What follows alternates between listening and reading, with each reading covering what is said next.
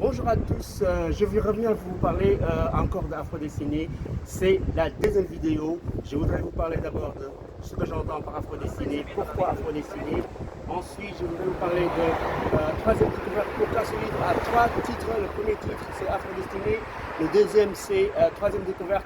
Et le troisième titre, c'est une quête de sens par la pédagogie de l'abstrait.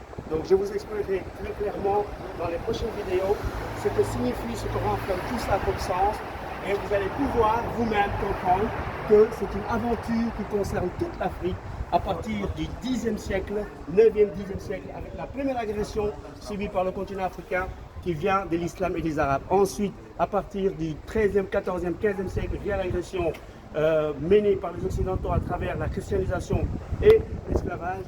Et ensuite viendront l'étape de la colonisation, de la décolonisation, et ensuite les indépendances, et enfin l'étape de la coopération économique et financière que nous allons traiter dans le 5e tome. Donc le premier tome concerne, si vous voulez bien, l'agression de l'islam et des Arabes à partir du 9e siècle.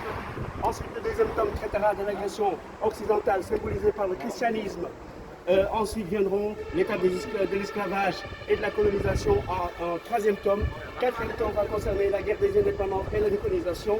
Et le 5e tome va concerner la coopération économique et financière. Donc vous avez les 5 tomes qui composent le projet littéraire Afro-Dessiné que je vais vous expliquer dans une prochaine vidéo.